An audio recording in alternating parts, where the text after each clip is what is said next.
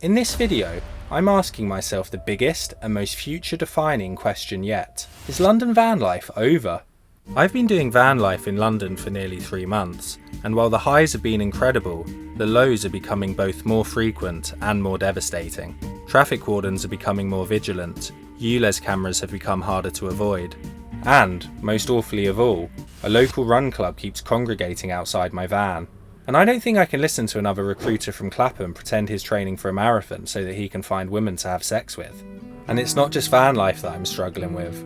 London's getting to me too. Like many others who are desperate to keep living in the city they love, I've begrudgingly accepted the £8 pints, I put up with the deteriorating tubes, and I didn't even question it when all of the office girlies started drinking sick-coloured matcha drinks. But it's all gotten to me. The sky-high prices, the crappy tube services, the litter-filled parks, the dead nightlife, the cashless lunch restaurants, the app-only activity bars, the gentrification, the congestion, the misery of the cold, the disgusting smell you get when it's warm, the fact that everyone seems to have a dog now. Actually, I don't mind that one so much. But together, van life and city living had burned me out. And if I didn't do something soon, I'll be close to selling my van and joining everyone else in renting a flat. So, in a last gasp attempt to avoid this, I swapped my loafers and corduroys for North Face, Columbia and Solomons, and took a break from the city to go to the great outdoors. Can barely stand on 2 feet. Callous fingers tap my weak and shaky knees. At least I can rest my mind. Find some comfort in those yellow and white. I arrived at a campsite nestled within farmland and inhaled clean air comprising only of horse shit and good vibes.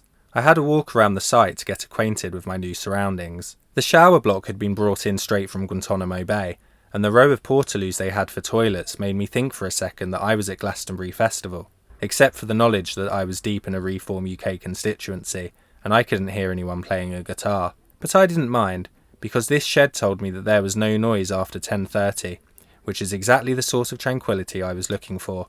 And they even had these stylish bungalows, which I reckoned would fetch at least 3k per month if they were in Balham or Finsbury Park instead of this field. They've been there all along. Keep traveling on.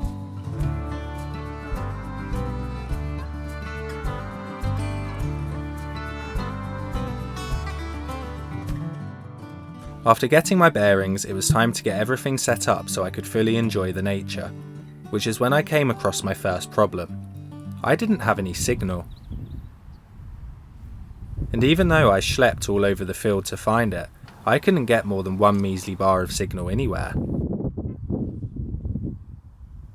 So I gave up and admired the natural surroundings instead, imagining how I might improve it if I was a town planner.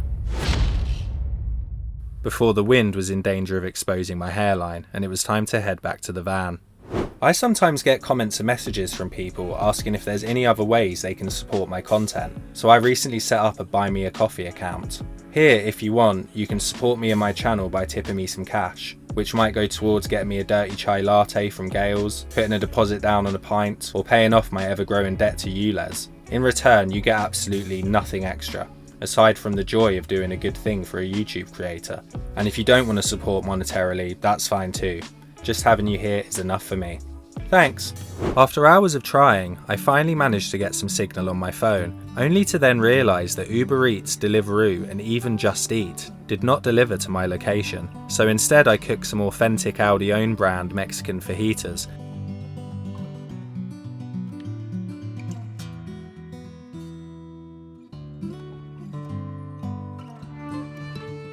The lack of internet connection meant I couldn't watch any TV shows or movies, and I didn't even have enough data to scroll through TikTok.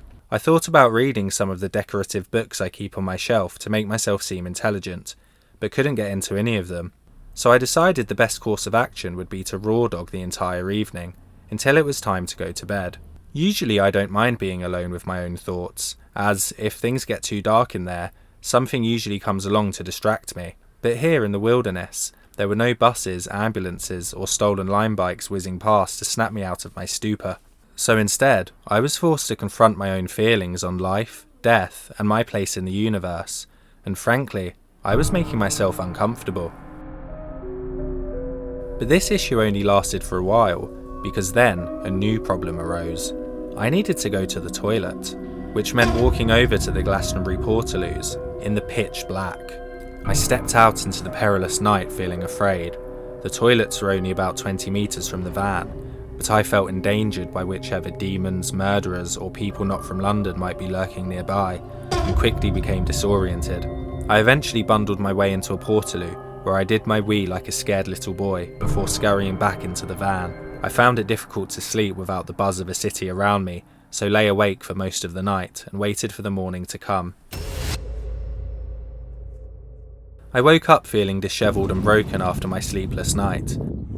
After enjoying the crisp country morning, I went to make myself some coffee, only to find that I had run out. This is never usually a problem, so I made the quick 90-minute walk into town to pick some up. However, even though it was 10 AM, every single shop in town was shut and wouldn't be open again until Monday morning. When it was clear I wouldn't be able to have a coffee, I decided to walk around instead. I enjoyed learning that, for the price of a bedsit in Stepney Green, you could rent an entire 4-bed cottage here. But once the novelty of this wore off, there was little left to do but to return to the van. A local man on the campsite kept saying hello to me, so I packed up my things and sat inside. I was once again alone with my thoughts, and couldn't help but let my mind wander. I thought about London again, only this time it didn't sound so bad. There were the simple things, like how a shop would always be open somewhere, or there would always be a bus to take you home as long as you waited long enough. But also of the other things, of the foxes that stare at you at night, the scary yet enriching sights and smells of Brixton, the nitties who remind you life could be worse. London van life wasn't over for me, it just couldn't be. I just needed a little break to see that. So I jumped up, feeling invigorated, and got the f*** out of Royal Oxfordshire. And when I finally made it back to London, after a long and arduous 30-minute drive, I reminded myself that I could still connect with nature, as long as I spent a lot of money on high-quality tracking gear. Thanks for watching. Let me know in the comments where your favourite places to enjoy nature are. Leave a like if you enjoyed it, and don't forget to subscribe. Click here if you want to see me doing van life in IKEA, and click here if you want to see me trying out different spots in London. See you next time!